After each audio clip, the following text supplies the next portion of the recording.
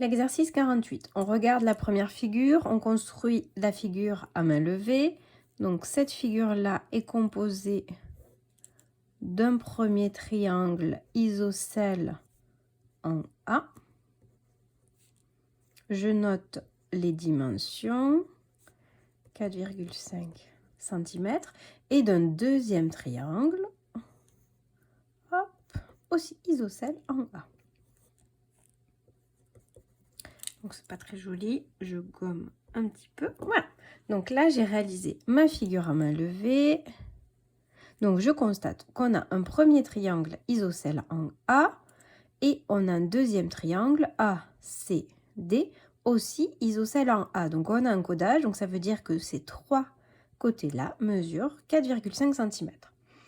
Comment faire cette figure-là? Vous commencez par le triangle isocèle de votre choix, peu importe quel triangle vous allez choisir de construire en premier. Moi, je vais tracer en premier celui-ci. Donc, je commence toujours par la base de mon triangle isocèle. On y voit ici. Donc, le segment DC de 3 cm. Ensuite, l'écartement de mon compas va être de 4,5 cm. Je ne sais pas si vous voyez énormément. 4,5 cm. Je pique en D, je fais un arc de cercle. Je pique en C et je fais un autre arc de cercle. Et donc, j'obtiens le point A. Je trace mes deux côtés. Je fais les codages.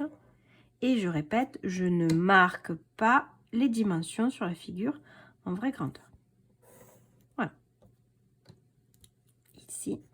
Et je fais les codages. Donc maintenant, je regarde, je dois réaliser le triangle ABC. Donc là, je vois que j'ai déjà un côté de tracé, c'est un côté du triangle isocèle. C'est pas grave, hein. Donc là, en fait, ça me fait penser à la construction d'un triangle quelconque parce que vous devez reporter deux longueurs différentes. Comme je suis flemmarde, vous me connaissez, hein, je sais que j'ai déjà l'écartement de mon compas de 4,5 cm, donc je vais piquer en A et je vais faire déjà ce premier arc de cercle pour obtenir ici le point B. Ensuite, je prends un écartement de 2,5 cm ici et je pique en C cette fois-ci. Hop, et ici, à l'intersection, j'obtiens le point B.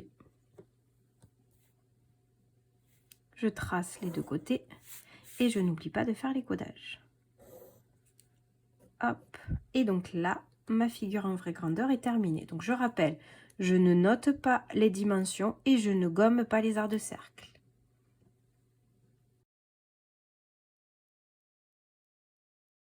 Deuxième partie de l'exercice 48, je fais dans un premier temps ma figure à main levée.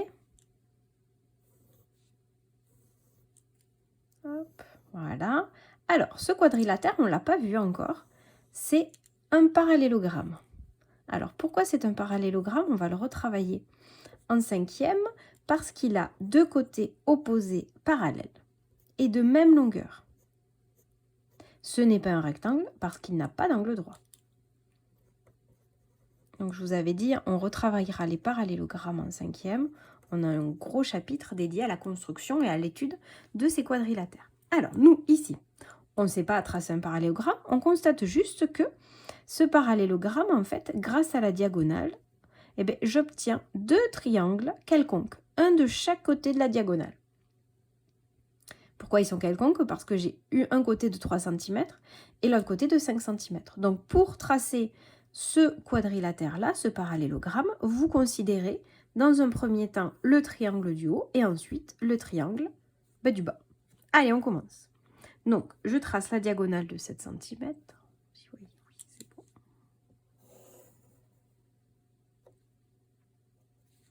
bon. Donc, U, L. Ensuite, je vais tracer le triangle du haut. Donc, écartement de 3 cm. Premier arc de cercle pour obtenir le point Z. Ensuite, 5 cm. Je pique en L et je fais un autre arc de cercle. J'obtiens le point Z.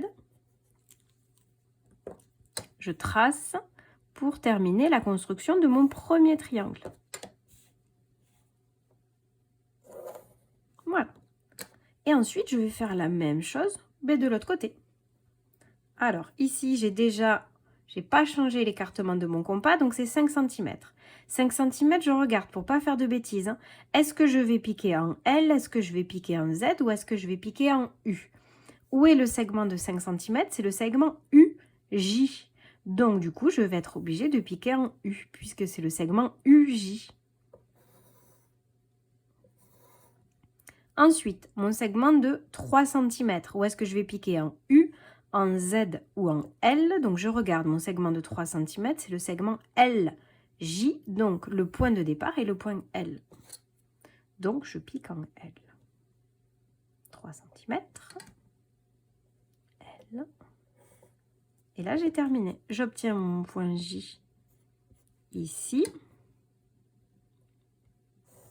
Je trace les deux côtés de mon triangle. Et ensuite, je n'oublie pas de coder la figure. Là et là.